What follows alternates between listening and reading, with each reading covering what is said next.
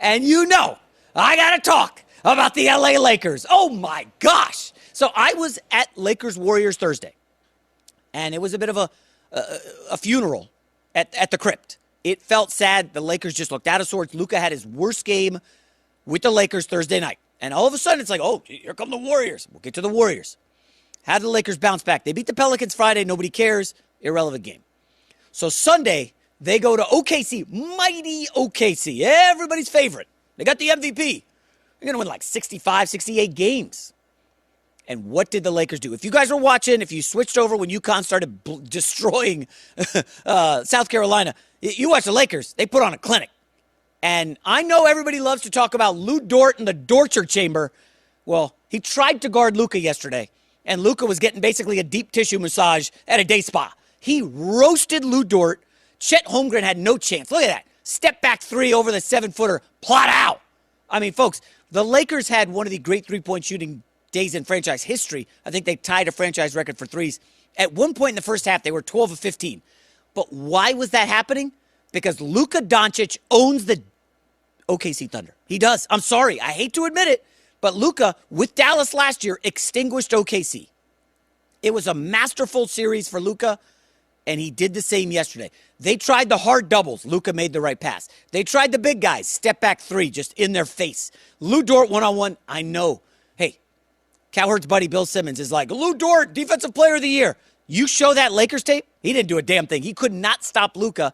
Now, few can, but I don't want to hear about OKC going, what is that, like 22-1 against the East? Who cares? Show me what he's doing against Luka. And again, in these highlights, you put anybody on Luka Doncic, and it was game over. Now, at some point, we're going to have to talk about SGA. I don't want to be in the business of Monday morning filling in for Cowherd, and I'm out here hammering players. Okay? But folks, a year ago, I saw one of these AI internet videos where somebody had sliced, like, fake voice over Anthony Edwards talking about OKC. And in the video, they were like, yeah, free throw merchant SGA. And I thought it was the funniest thing I'd ever seen. So I started using it on the show. Cowherd loved it. He laughed. And it became a running thing. I would say it all the time. Now, I'm not saying I started free throw merchant, but it's out there now and everybody calls SGA a free throw merchant. Well, J.J. Redick, who is a young coach with the Lakers, made it a point. We're not letting SGA get to the free throw line, okay? For the first time in 3 years, the presumptive MVP, I would give it to Jokic, but that's just me. The presumptive MVP, SGA, did not shoot a free throw. And here's the best part. You had to be watching closely. So at one point, SGA takes Luka baseline and does that fadeaway thing where he kicks his leg out, and the ref blows the whistle. And then Luka's like, no, replay, begging J.J. Redick. Redick's like, all right, we'll replay it. What does the replay show?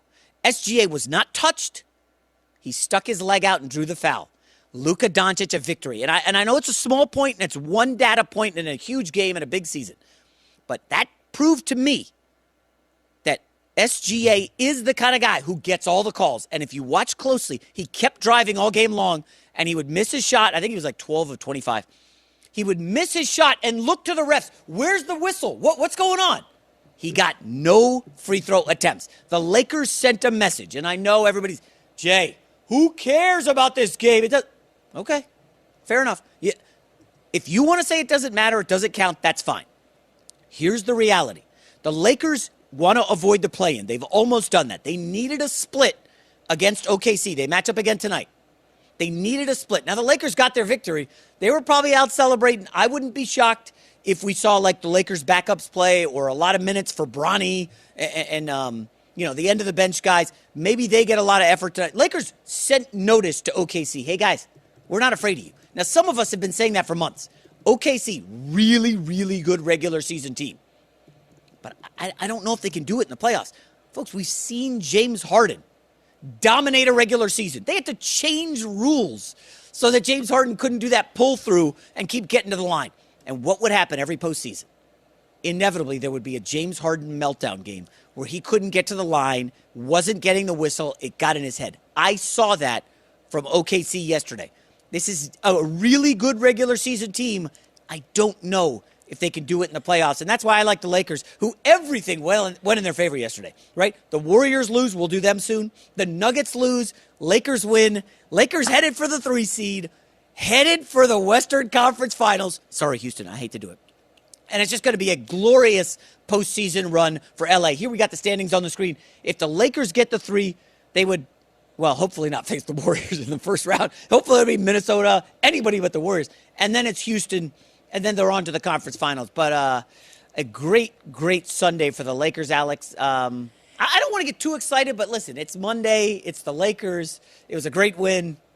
I like that we get excited because there's so many doubters on the Lakers. And I like to remind people, this is a Lakers team that has one of the greatest players of all time in LeBron James with more experience than anybody on that court. Yeah. And then you have the future of the NBA in Luka Doncic and Austin Reeves. Like, they have a power 3.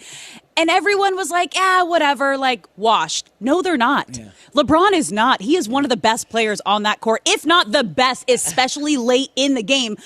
Fear the Lakers, because if you're facing them in a series in the playoffs, they are the team to beat. I'm so glad you mentioned LeBron. I have it in my notes. I didn't even mention it.